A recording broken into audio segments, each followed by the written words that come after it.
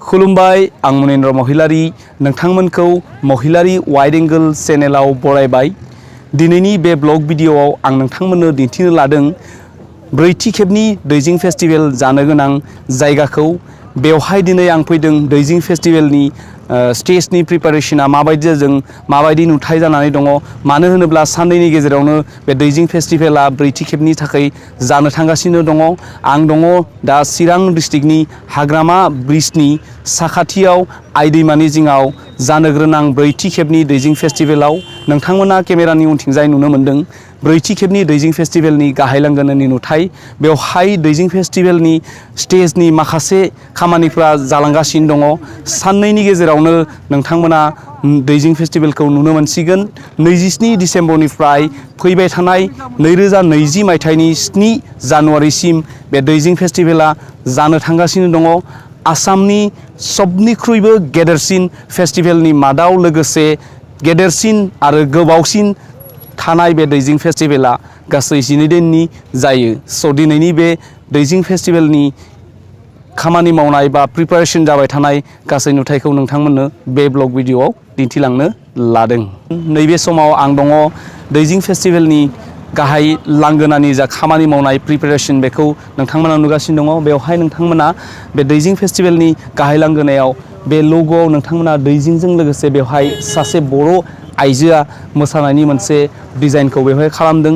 बेयो बागुरुम्बा डेन्सनि मोनसे लग', लोगोसे बेवहाय खामजों लोगोसे सेरजा नुदों। स' बे दैजिं फेस्टिवलाव बर' हारिनि आगोमा हारिमुखौ दिन्थिफुंनो बिथांमोना जोबोर नाजादों। स' बे गाहाय लांगोनानि जा खामानि, गेटनि खामानि बेयो जागासिनो दङ। खालि आखायाव साननैल' सम दंसै। स' बिथांमोना जोबोर नारा नाथा गावसोरनि मेंनायखौ दोनथ'नानैब्लाबो बिथांमोना जोबोर जुजिगासिनो दङ। लोगोसे बे गाहाय लांगोनायानो गासै नायगिरि बिथांमोननि गोसोखौ बोनो हागोन। स' बेवहाय गाहाय लांगोनायावनो नोंथांमोना हाबबोनाय लोगो लोगोनो बर'नि जा हारिमु बागुरुम्बा मोसानाय बेखौ नुनो मोनगोन। गेटनिफ्राय हाबबोनाय लोगो लोगोनो नोंथांमोना नुनो मोनगोन बेबायदि बर'नि हारिमुखौ। बेयो जोंनि गोदो गोदायनिफ्रायनो सोलिबोनाय जा हारिमु बागुरुम्बा मोसानाय, बेनि बेवहाय मुसुखाखौ नुनो मोनगोन। बेनो बांसिन नैबे बोसोरनि दैजिं फेस्टिवलनि ब्रैथि खेबनि एट्राक्शन, जायखौ जों बर' हारिमु बेबायदि नुनो मोनगोन नोंथांमोना। बेयो जोबोर मोनसे समायना इउनिक डिजाइन जादों। आरो बेवहाय दैजिं फेस्टिवलाव नैबे ब्रैथि खेबाव इन्टारनेशनेल स्टेन्डार्डजों बे दैजिं फेस्टिवलखौ खालामनाय जादों। स' बेवहाय जोंनि गिबि हाबबोनाय लोगो लोगोनो जा हारिमुखौ नुगोन, थारैनो बियो जोबोर बाख्नायथाव। मानो होनब्ला बेवहाय इन्टारनेशनेल कान्ट्रिनिफ्राय गोबां सुबुंफ्रा बेखौ नायनो फैगोन, लोगोसे बिथांमोना स्कलार पार्सन। स' बेवहाय बे दैजिं फेस्टिवलनि गासै टीमा बेखौ बानायनो थाखाय रोजा रोजा साबायखर। मानो होनब्ला बियो बर'नि जा बागुरुम्बा मोसानाय, बेनि गासै हाइलाइटआ नैबे मुसुखानिफ्रायनो गोसारगोन।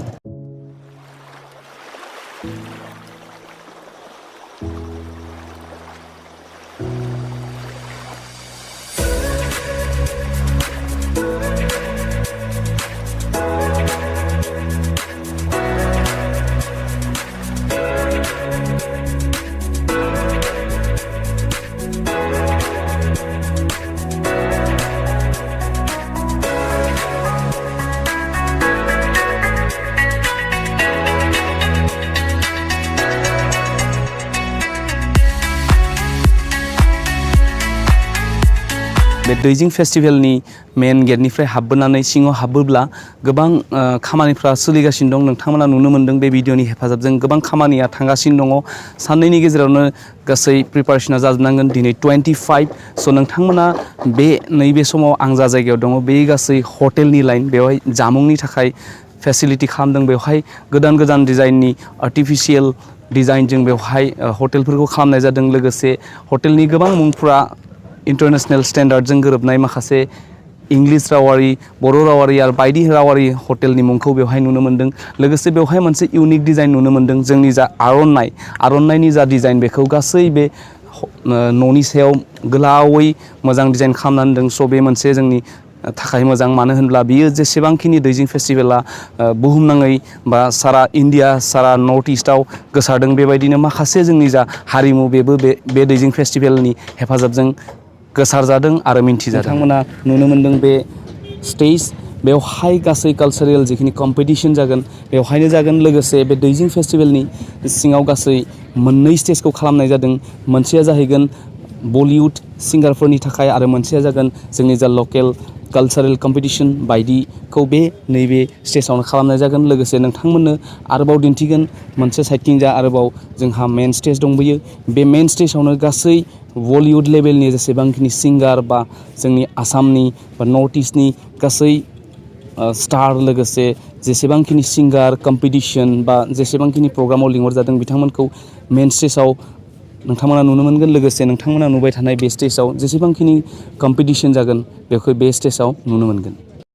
स' नोंथांमोना नुगासिनो दङ नैबे मेन स्टेजावनो जोंनि बलिउड सिंगार बा जेसेबांखिनि स्टार फैगोन बे स्टेजावनो नोंथांमोना नुनो मोनगोन। बेवहाय नोंथांमोना जेसेबांखिनि बे ब्रैथि खेबनि दैजिं फेस्टिभेलाव लिंहरजानाय बलिउड सिंगार बलिउड स्टार बिथांमोनखौ नोंथांमोना बेवहाय लाइभ नुनो मोनगोन। नोंथांमोना गोबां मिथिनो थाखाय फेसबुक पेजाव दैजिं फेस्टनि जा फेसबुक पेज बेवहाय नाय, बेवहाय बिथांमोना डे टु डे आपडेट होगासिनो दङ। लोगोसे माखासे सिगांनि जा ब्रैथि खेबनि दैजिं फेस्टिभेलखौ लानानै गोबां इउटुबारफ्रा भिडिअ खालामदोंमोन। बेवहाय गोबां बलिउड स्टार बिथांमोननि मुंखौ मख'नाय जादोंमोन उइदाउट कनफार्मेशनाव। नाथाय बेफोर जा कालचारेल सेक्रेटारि बिथांमोना माखासे समाव फेसबुक पेजनि जोहै इनफरमेशनखौ होगासिनो दङ। स' गोबां चेन्ज जाबोगासिनो दङ। स' नोंथांमोना जाखिनिखौ डेट फिक्सआव नुनो मोन्दों बिथांमोना बेखौ फाइनाल खालामबाय। स' नोंथांमोना नैबे हिउज मोनसे गेदेर प्लेटफर्मखौ नोंथांमोना नुनो मोनगोन। स' बेयो ब्रैथि खेबनि थाखाय इन्टारनेसनेल स्टेन्डार्ड लोगोसे जोंनि सारा आसामनि मादावनो गेदेरसिन फेस्टिभेल। स' बेवहाय नेसनेल इन्टारनेसनेल लेभेलनि गोबां सिंगारफोरखौ बे खेबाव लिंहरनाय जादों। एर'प्लेननि जा क्रेज माखासे एर'प्लेन जाथाय जायो। बावैसो सिगां नेपालावबो जोबोर मोनसे गिदिर एर'प्लेन क्रेज जादोंमोन। स' बेखौ बिथांमोना मेसेज होनो नागिरदों। बेवहाय बिथांमोना मोजां मोनसे टुरिस्टखौ बा नायगिरि बिथांमोनखौ एट्राकसन खालामनो थाखाय बेबायदि बानायना दोनदों। बेखौ नोंथांमोना मिन्थिनो हादों जों आथिखालाव माखासे जोंनि एर'प्लेनफोरा डेन्जार जनाव क्रेज जागासिनो दङ। स' बेनि मोनसे मेसेज लोगोसे बेबो गोबां नायगिरि बिथांमोनखौ गोसोखौ बोहोनो हागोन। लोगोसे गोबां फट' दिखांनायनि थाखाय बे जन जागोन। स' बेफोर मोनसे इउनिक लकेसन प्लास फट'नि थाखाय जन। लोगोसे आथिखालाव गोबाङानो सेल्फि एक्सपार्ट जादों। स' बेनि थाखायबो बेयो मोनसे मोजां प्लेस जागोन। स' क्लाइमेटआ नैबेबायदि बोथोराव जोबोर मोजां, मानो होनब्ला बेयो आइ दैमानि सेरफाङाव। स' बे गुवार एरियाया खुला। स' बेवहाय डाइरेक्ट सानलाइटनि एट्रेक्टिभनि कारनै गासै फट'फ्रा नेचारेल सिस्टेमाव जायो। स' जा बिथांमोना फट' दिखांनो गोसो जायो बा फट' दिखांना मोजां मोनो बिथांमोना एटलिस्ट DSLR लाबोनानै बेबायदि मोजां लकेसनफोरखौ नोंथांमोननि मेम'रिनि थाखाय लांनो हागोन। स' बेयाव बिथांमोना मेसेज होदों जोंनि जा आथिखालाव जाफ्लेबाय थानाय माखासे डेन्जार एर'प्लेन क्रेशनि नैबे महरखौ बिथांमोना जोबोर इउनिक डिजाइनाव खालामदों। लोगोसे 27निफ्राय बेनि जोबोर मोनसे गोदान आर्टिफिशियेल डिजाइनखौ नुनो मोनगोन। नैबे समाव बेनि खामानिया 90%सो 90% जाबाय। स' बेवहाय लाइटिंनि खामानि दं, कालारनि खामानि दं बेयो। स' बेवहाय गोबां आरो इउनिक मेसेजखौ जों मोननो हागोन। स' नोंथांमोना नुनो मोन्दों नैबे दैजिं फेस्टिभेलनि ब्रैथि खेबनि जा गाहाय आलासि जिरायग्रा न' बेयो जोबोर इउनिक, बेयो गोदान डिजाइनजों खालामनाय जादों। बेवहाय नोंथांमोना नुनो मोन्दों थोरिजों लुनाय न'। मानो होनब्ला जोंनि जा थोरिनि न' बे कालसारा गोमालांनो हमदों, बेखौ बेवहाय दिन्थिनाय जादों। लोगोसे नोंथांमोना मेन गेटआवनो नोंथांमोना बर'नि हारिमुखौ नुनो मोन्दों। बेवहाय नोंथांमोना नुदों दुख्लि, संग्राय, लोगोसे बै जोंनि जा मोननै औवानि बानायनाय बेयो जोंना गोदो बेखौ सरा बा मोनसे समाव ना हमनायनि थाखाय बे आइजेंखौ बाहायनाय जादोंमोन। स' बेयो गासैबो दैजिं फेस्टिभेलनि जेसेबांखिनि एट्राकसन प्लेसेस नुदों बेवहाय बांसिनावनो बर'नि हारिमुखौ दिन्थिफुंनो बिथांमोना नाजादों। लोगोसे नैबेयो गाहाय आलासि जिरायग्रा न'ब्लां। स' नैबे समाव बेनि प्रिपारेसना जागासिनो दङ, माखासे खामानि जाबावनो दङ। लोगोसे बे न'नि सिङाव माखासे साइडथिंजाय पार्क खालामना होदों। लोगोसे नोंथांमोननो सिङाव थांनानै बेनि नुथायखौ दिन्थिगोन। लोगोसे बेयो जोबोर गोसोखौ बोनो हानाय मोनसे स्पट। बेयो फट'नि थाखाय बिराद मोजां जागोन। बेवहाय फट' शुट खालामनो मोजां जागोन, लकेसना मोजां। स' बेयो सेल्फिनि थाखायबो मोनसे मोजां लकेसन। स' नोंथांमोना जेसेबांखिनि गोसोखौ बोहोनो हानाय एट्राकसन प्लेसेस नुदों बेवहाय नोंथांमोना थाबैनो 27 डिसेम्बरनिफ्राय गोसो हगारसारनानै फट' दिखांनो हागोन। स' नोंथांमोना जेसेबां हायो DSLR मोजां दामि मबाइलफोरखौ लाबोनो नाजा। लोगोसे जेसेबां हायो बिउटि प्लास इउज खालामनानै फट' दिखांबा लकेसना मोजां जागोन। स' बेफोरो मोनफा टुरिस्टखौ नायगिरि बिथांमोनखौ गोसो बोहोनो हानाय एट्राकसन प्लेसेस। स' गासै नायगिरि लोगो नोंथांमोन, नैबे समाव आं हाबबोदों दैजिं फेस्टिभेलनि गाहाय आलासि जिरायग्रा न'ब्लांसिम। बेवहाय इउनिक डिजाइनजों बेखौ खालामनाय जादों। लोगोसे थोरिजों बेनि गासै मुदा बा उखुमफोरखौ खालामनाय जादों। स' बियो जोबोर गुसु जागोन जायगाया जिरायनो, मानो होनब्ला नैबे समाव बे गुवार एरियायाव गोबां सान्दुं गोलैनायनि थाखाय बा बालाजों बुंफबनायनि थाखाय बेनि टेम्पारेचारा जोबोर हाई। स' बे जायगायाव एसेब्लाबो गोसोखौ थाजिम मोनगोन। स' बेवहाय जेसेबांखिनि लिंहरजानाय VIP आलासिफोर बिथांमोनखौ बेवहाय जिरायनो होगोन। लोगोसे दैजिं फेस्टिभेलनि जाखिनि माने बलिउड स्टार बायदि सिंगार बिथांमोनखौ लिंहरगोन। बेबायदिनो बर' हारिनि जा हारिमु बेखौ बिथांमोना दिन्थिफुंनो नाजादों, लोगोसे जाफुंगोन। मानो होनब्ला बेवहाय गोबां इन्टारनेसनेल कान्ट्रिनि सुबुंफ्रा फैगोन। स' बेबायदिनो जोंनि जाखिनि हारिमु बेखौ बेवहाय नुसारनो मोनगोन। स' नैबे समाव आं दङ दैजिं फेस्टिभेलनि गाहाय आलासि जिरायग्रा न'ब्लाङाव। लोगोसे बेनि साखाथियावनो जोबोर मोनसे मोजां समायना नुथायखौ नोंथांमोना नुनो मोन्दों। बेवहाय बेसर आबादखौ मावनाय जादों। स्पेसियेलि नैबे दैजिं फेस्टनि थाखायनो, बे दैजिं फेस्टिभेलनि थाखायनो बे आबादखौ मावनाय जादों। नैबे समाव बेनि जा गोमो बिबारनि महर बेसर आबादनि, बेयो जोबोर गोसोखौ बोनो हादों। लोगोसे नैबे समाव जेसेबांखिनि नायगिदिंनो फैनाय सुबुंफोर बिथांमोननि गोसोखौ बोनो हादों। लोगोसे 27 डिसेम्बरनिफ्राय जिखिनि VIP सुबुंफोर फैगोन बिथांमोनखौ जिरायनो थाखाय बेवहाय न'बथि खालामना होदों। लोगोसे बे जायगानिफ्राय नोंथांमोना नाहरबा दैजिं फेस्टिभेलनि जाखिनि स्टेज बेखौ नुनो मोनगोन। लोगोसे बे बेसर बिबारनि समायना नुथाया गोसोखौ बोनो हादों। लोगोसे नोंथांमोना केमेरानि उनथिंजाय नुहुरनो हादों बै हाग्रामा दालांखौ। बेयो आइ दैमानि सायाव दङ। बेनि जानथाया 900 मिटारनि गेजेराव। लोगोसे आसाम रायजोनि मादावनो PWD डिपार्टमेन्टनि गोलावसिन ब्रिजनि मादाव हाग्रामा दालाङा गोग्लैयो। स' बेयो आइ दैमानि साखाथियाव, लोगोसे जोंनि BTC खुंथायनि बेन्दोङाव, चिरां डिस्ट्रिक्टनि गेजेराव। स' नोंथांमोना नुनो हादों बेवहाय समायना रमायना नैबे बेसर आबादखौ मावदों। स्पेसियेलि ब्रैथि खेबनि दैजिं फेस्टनि थाखायनो बे बेसर आबादखौ मावनाय जादों। लोगोसे बेनि जा भिउ बेखौ नायदिंनो थाखाय बेवहाय जिरायनानै थानो थाखाय बेबायदि फिसा फिसा औवानि जिरायनाय टेम्परारि सियारफोरखौ खालामना होदों। लोगोसे बे जायगानिफ्राय जिरायनानै नोंथांमोना बै हाग्रामा ब्रिजनि जा समायना नुथाय, लोगोसे माखासे इभेन्ट्सफोरखौ नोंथांमोना बेनिफ्राय नुहुरनो हागोन। स' बियो जोबोर मोजां मोनसे फेस्टिभेल। स' नोंथांमोनखौ आं नैबे ब्लग भिडिअनि गेजेरजों खावलायगोन जाहाथे नोंथांमोना बेसिम फैथारगोन।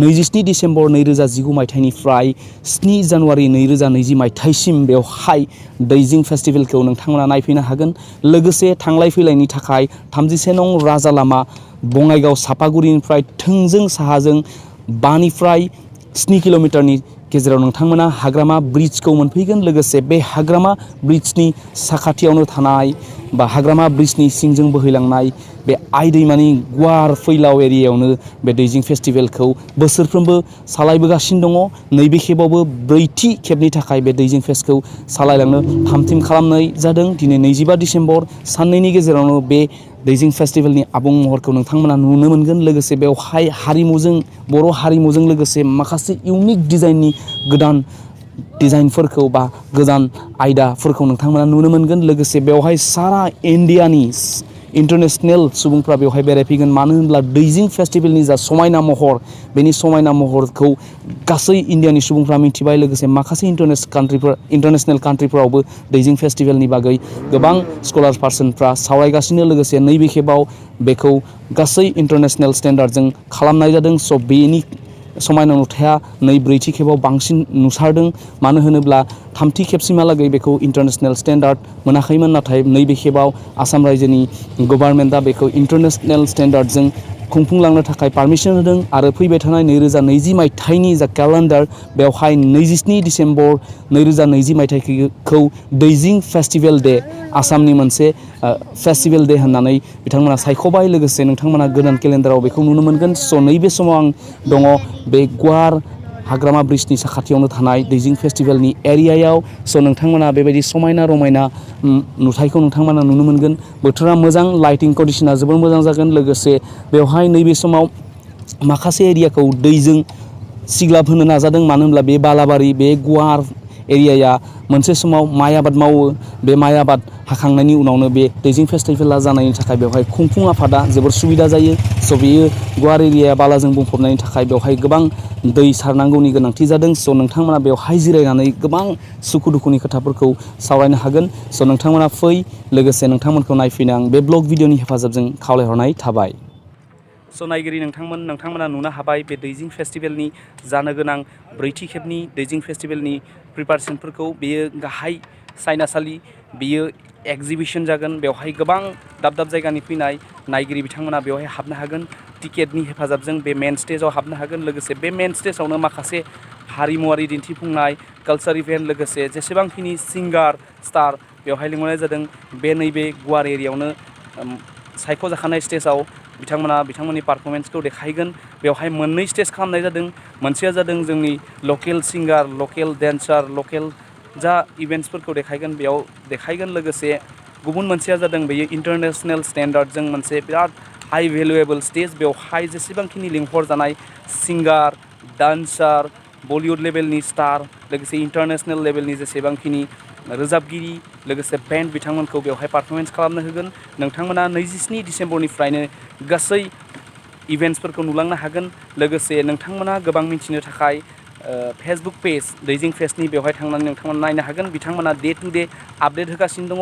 लोगोसे गोबां इउटिउब भिडिअफ्राव गोबां समनिफ्रायनो इउटिउबारफ्रा फेक इनफरमेसन होगासिनो दङ माखासे बलिउड स्टारफोरखौ लानानै। स' बिथांमोना जाखिनिखौ डे टु डे आपडेट बानायदों बेसो एक्चुवेलाव राइट। स' नोंथांमोना दिनै नुनो हाबाय बे दैजिं फेस्टिभेलनि गाहाय साइनासालिनि प्रिपारेसनखौ। बेवहाय गासै 90% खामानिया जालांबाय। लोगोसे नोंथांमोनखौ माखासे गोसोखौ बोहोनो हानाय एट्राक्टिभ प्लेसेसफोरखौ देखायबाय जा जायगाफ्राव सेल्फि आरो फट' दिखांनो थाखाय बेनि लाइटिं कन्डिशना मोजां। लोगोसे जोंनि बर' हारिनिनो माखासे इउटिउबार बिथांमोना गुबुन गुबुन समाव माखासे नुथायफोरखौ दिन्थिबोदों। लोगोसे दिनै 25 डिसेम्बर स' साननैनि गेजेरावनो बेनि गुबै बा आबुं महरा नुजासारसिगोन। लोगोसे नैबे समाव गोसोखौ बोहोनो हानायनि थाखाय बेवहाय बेसर आबादखौ स्पेसियेलि 4थि खेबनि दैजिं फेस्टनि थाखाय बे बेसर आबादखौ मावनाय जादोंमोन। स' नोंथांमोना दिनै नुनो हाबाय बे गाहाय मेन स्टेज जा एग्जिबिसन बेवहाय नोंथांमोना हाबफैनो थाखाय बेबायदि नुथायखौ नुनो मोनसिगोन। स' दिनैनि बे गिबि खोन्दोनि जा गाहाय गेटजों हाबनानै जाखिनि नुथाय नोंथांमोना दिन्थिबाय बियो प्रिपारेसननि गिबि खेब। स' गुबुन मोनसे पार्टथिं थांनानै आं मा दंबावो बेखौ नैथि ब्लगाव दिन्थिनो नाजागोन। स' नोंथांमोना जेसेबां हायो बे भिडिअखौ शेयार खालाम जाहाथे खना खनला जायगायाव थानाय जोंनि बर' हारिनि सुबुंफ्रा बे बेसेबांबा गिदिर फेस्टिभेलखौ नायनो हायो। लोगोसे बेयो सारा भारत हादरनि मादाव लोगोसे आसाम रायजोनि मादावनो देरसिन फेस्टिभेल जायखौ आसाम गभर्नमेन्टआ इन्टारनेशनेल स्टेन्डार्डजों बिमुं होदों। स' बेयो 4थि खेब। लोगोसे नैबे समाव आं जिरायनानै दङ बा आं भिडिअ लागासिनो दङ बे मेन स्टेजनि गुवार एरियायाव। बियो गासै 10,000 बिगासोनि सायाव गोसारनानै दङ। स' एप्रक्सिमेटलि बिगाखौ बुंनाय जादों बियो फाइनाल नङा। स' नोंथांमोना बेसिम फै। लोगोसे भिडिअखौ जेसेबां हायो शेयार खालाम जाहाथे जोंनि बर' सुबुंफ्रा बेसिम फैनो हायो। लोगोसे आं डेटखौ खेबसे बुंफिननो नागिरदों 27 डिसेम्बर 2019 मायथाइनिफ्राय फैबाय थानाय जानुवारि दाननि 2020 मायथाइनि 7 जानुवारिसिम बेवहाय 12 साननि थाखाय बे दैजिं फेस्टिभेला जागोन। बेयो टटेलि फेमिलि एन्टारटेनिं। लोगोसे बेवहाय हारिमुवारि दिन्थिफुंनाय माखासे मडार्न डान्स मिउजिक बायदि टटेल इभेन्ट्सफोरखौ नोंथांमोना बेवहाय नुनो मोनगोन। स' आं गुबुन मोनसे पार्कथिं थांनानै नोंथांमोननो दिन्थिगोन आरोबाव मा दङ नैथि ब्लगाव। स' दिनै नोंथांमोननो बे गिबि खोन्दोखौ दिन्थिबाय। नैथि ब्लगाव आं बे गुवार एरियानि माखासे नायथाव एट्राक्टिभ प्लेसेसफोरखौ नैथि ब्लगाव दिन्थिगोन। स' बिदिब्ला दिनैनि गिबि खोन्दोनि बे प्रिपारेसन जाबाय थानाय दैजिं फेस्टिभेल 4थि खेबनि नुथायखौ बेखिनियाव फोजोबथ'बाय। गुबुन मोनसे ब्लग भिडिअ'आव नोंथांमोनखौ थाबैनो लोगो मोनगोन। गोजोन्थों। जै बर' हारिनि जै। बाय बाय। नोंथांमोनखौ मस्ट वेलकाम टु बड'लेण्ड।